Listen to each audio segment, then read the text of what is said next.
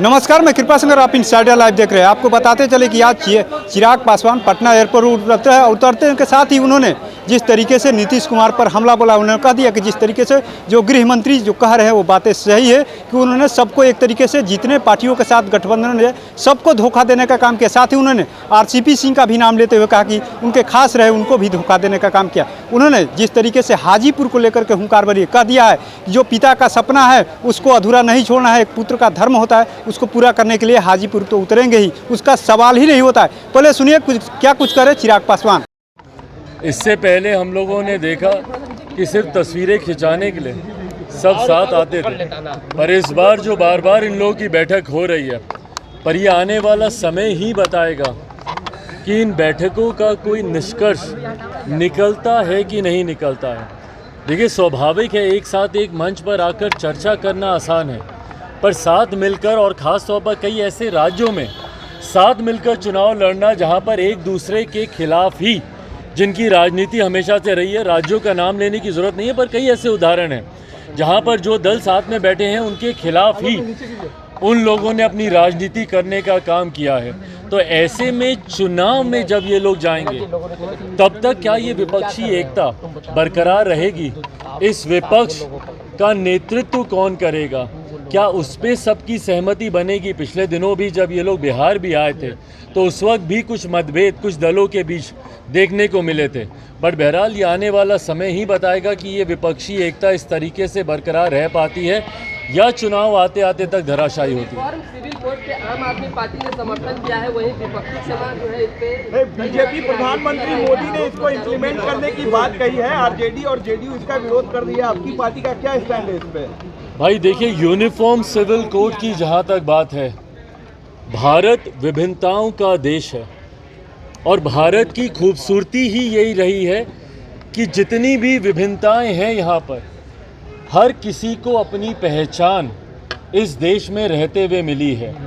ऐसे में जब यूनिफॉर्म सिविल कोड की बात आती है, जब तक इसका ड्राफ्ट सामने नहीं आता, ये लॉ कमीशन की पहली जिम्मेदारी बनती है कि भाई इसका ड्राफ्ट तो दें। जहाँ पर अलग अलग धर्म हैं, अलग अलग समुदाय हैं, अलग अलग नियम कायदे कानून परंपराएं हैं। आप एक ही धर्म में देखिएगा तो कई अलग अलग क्षेत्रों में जाके परंपराएं बदलती हैं और वो उन परंपराओं को मानते हैं। अगर आप हिंदू मैरिज एक्ट को ही ले लें तो अब ऊपर नॉर्थ में अलग हैं, डाउन साउथ जाते जाते तक नॉर्थ में उसके नियम कायदे कानून अलग हैं, रिश्तेदार जनरेशन्स में आप नहीं कर सकते, डाउन साउथ जाते जाते अपने अंकल के साथ आप शादी ब्याह कर सकते। तो कई ऐसे नियम कायदे कानून हैं।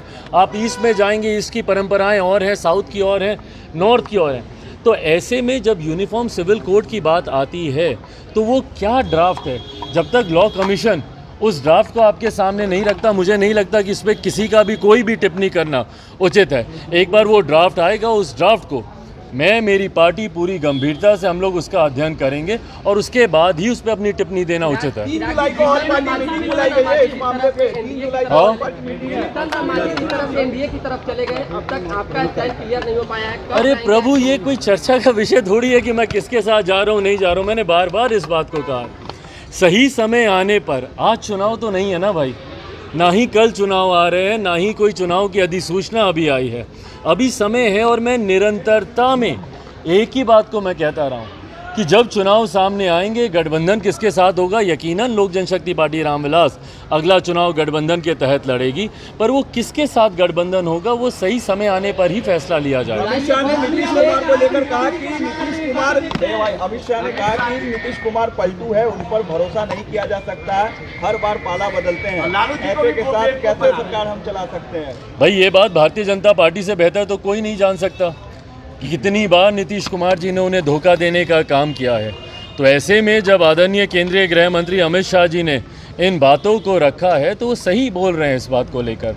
नीतीश कुमार जी ने ना सिर्फ भारतीय जनता पार्टी को बल्कि हर उस गठबंधन को और अपने ही हर उस नेता को धोखा देने का काम किया जिनका साथ लेकर इन्होंने आगे बढ़ने का प्रयास किया।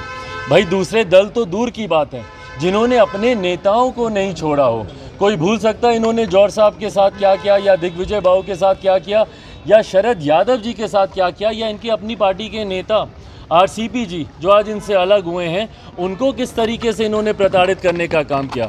समय समय पर अपने स्वार्थ के लिए गठबंधन को बदलने के लिए जिस नेता ने घटक दलों को धोखा देने का काम किया, तो ऐसे में उनको आईना ही दिखा रहे हैं मौजूदा गृह मंत्री जी। लोकसभा सीट मिले उसके बाद कुछ डिसीजन लेंगे, ऐसा कुछ है क्या? भाई हाजीपुर सीट पर तो कोई चर्चा की गुंजाइश ही नहीं है ना। हाजीपुर मैं पहले भी कह चुका हूँ, मेरे नेता के अधूरे कार्यों को, और ये किसी भी पुत्र का धर्म होता है कि वो अपने पिता के अधूरे कार्यों को पूरा करे। ऐसे में जब आज मेरे पिता इस दुनिया में नहीं है, तो हाजीपुर की एक बड़ी जिम्मेदारी है जो कि पुत्र होने के नाते मुझे निभानी है। तो आपने सुना किस तरीके से चिराग पासवान लगातार नीतीश कुमार पर हमलावर है। साथ ही उन्होंने कह दिया है, ऐलान है कि हाजीपुर से उतरने की पूरी तैयारी है। जो पिता के अधूरे कार्य है उसको एक पुत्र का धर्म होता है उसको पूरा करने के लिए। और नीतीश कुमार को लेकर उन्होंने साफ कर दिया कि जिस तरीके से वो इधर से उधर पलटी मार रहे हैं, उनका इतिहास रहा है, वो गृह मंत्री जो बातें कर रहे हैं सही है। गठबंधन को लेकर के साफ कर दिया है कि आने वाले समय में सब कुछ क्लियर हो जाएगा, किस गठबंधन से चुनाव लड़ेंगे। यानी साफ साफ कहे तो अभी भी संभावनाएं बनी हुई है कि चिराग पासवान एनडीए में या महागठबंधन में जा सकते हैं। तो ऐसे ही तमाम खबरों को देखने के लिए इनसाइडर लाइव देखते रहें।